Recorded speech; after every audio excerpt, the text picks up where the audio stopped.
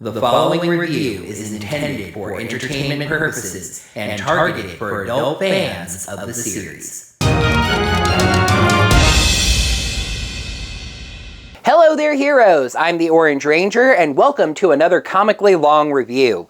We've got a lot of plot threads going on right now in the pages of Mighty Morphin Power Rangers.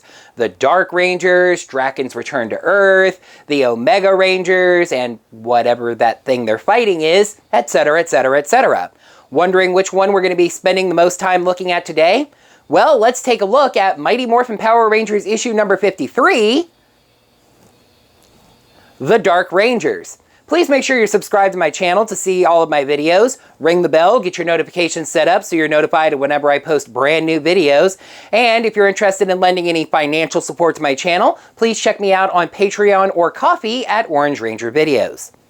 The main cover is striking, but does kind of spoil what's going to happen in the issue, giving us our first look at Rita Repulsa as the Dark Red Ranger.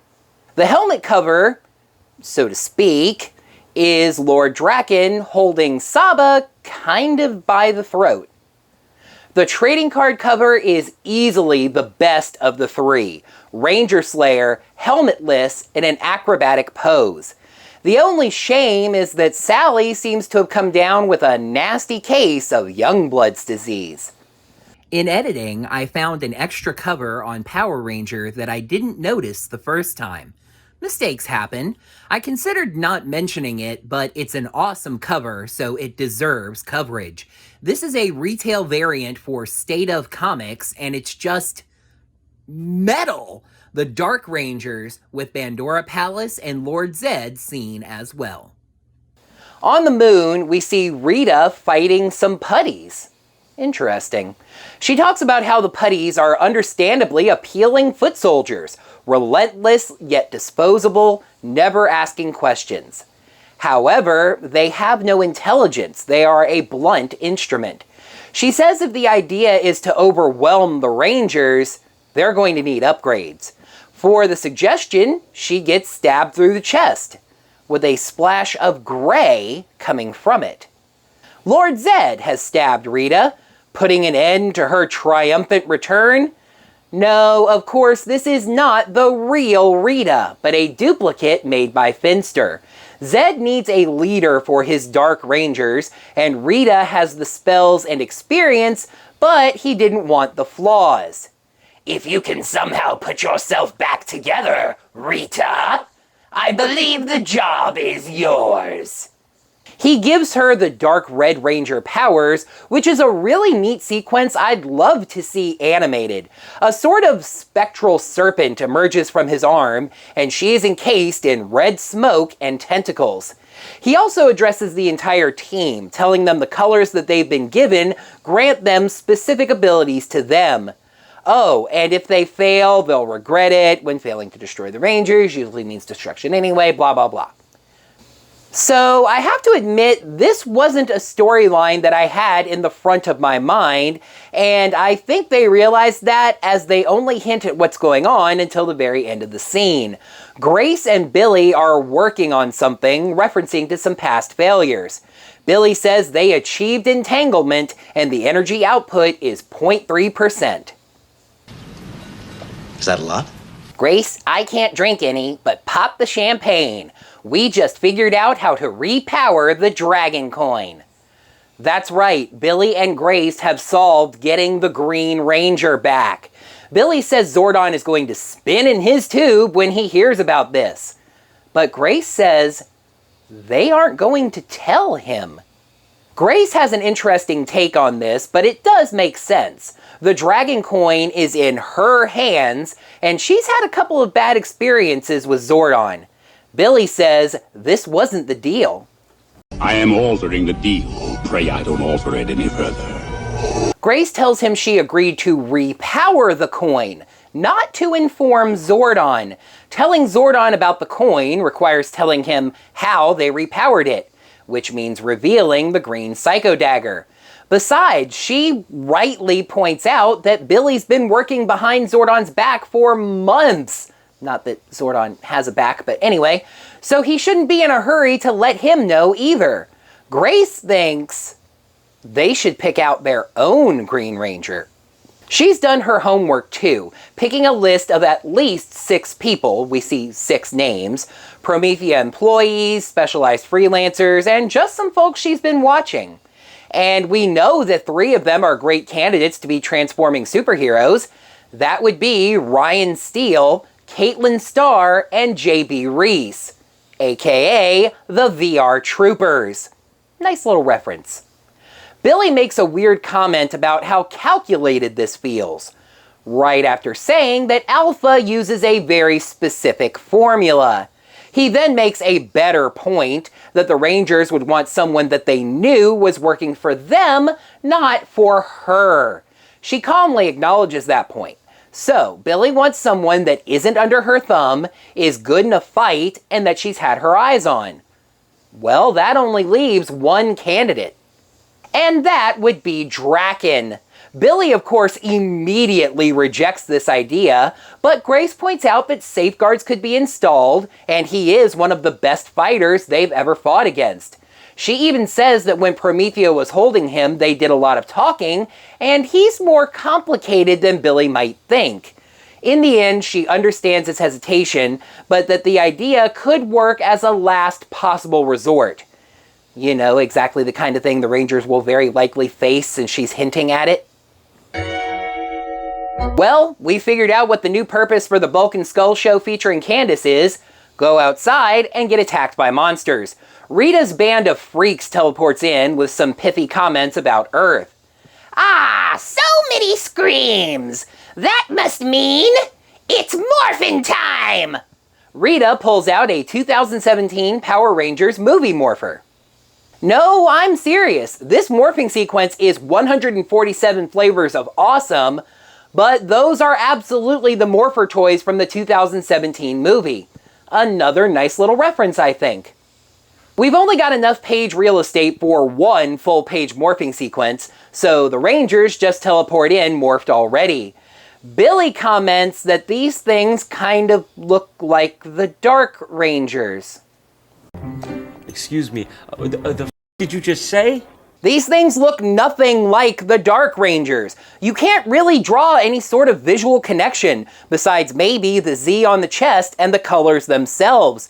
It's actually insulting to the comic to say that these things look like the human Dark Rangers. The human Dark Rangers had the cheapest possible suits and looked terrible. The two teams dive at each other, an awesome moment only slightly lessened by the fact that the teams aren't even, it's 6-on-5, so you can't really draw direct face-offs. They solve that right away by having the two girls take on Goldar, despite the fact that there is a dark pink ranger, but anyway. Kim makes a joke about tie-dye that makes absolutely no sense. The girls get the upper hand on Goldar, Kim noting that Aisha has been working on her fight banter. But Goldar whips out his wings, and morphed like this, he can attack with them. Gives new meaning to take these broken wings, huh? Kim goes to shoot an arrow, but Goldar uses his wings to shatter her bow. Billy is having even less luck than the girls, with his dark-colored counterpart, Dark Blue Ranger Squat, basically bashing him around, then doing a ground pound.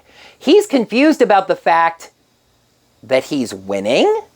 So it's Rocky taking on Dark Pink Ranger Finster, and you already know why that is. Finster has a really cool ability with his powers, able to reshape his arms into weapons.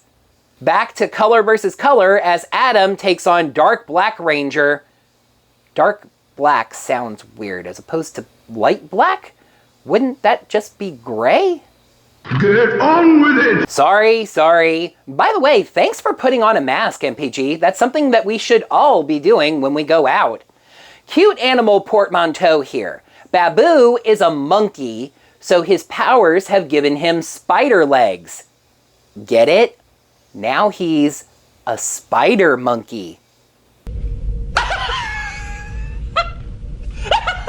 Adam tries not to freak out, then gets yanked straight out the building. He gets thrown towards the ground, begging himself to get lucky, and grabs a fire escape. Of course, considering how the Rangers can get knocked out of their Zords and survive the fall, I doubt he would have been seriously injured. He reports to the team that taking these things on one-on-one really doesn't seem to be working out, and Billy tells the team to reunite. So yes, Rocky was taking on Finster because only Tommy can fight Rita. The two banter at each other until Tommy stabs Rita through her hand, once again splashing putty around. Tommy calls her a cheap copy. Tommy loves to point out when things are cheap copies, doesn't he? You ain't nothing but a cheap copy. But Rita says she's more than that. Not crippled by sentiment, not plagued by unrelenting ego. Every failure and loss made whole. She's the skills, the spells, and the rage of Rita, but none of the pride, none of the flawed decision-making. Another minor language fail right here, as she says that she's not Rita despite looking like her. Perhaps I am merely something far worse. That's a contradiction. Merely diminishes something, like a wound being merely a scratch.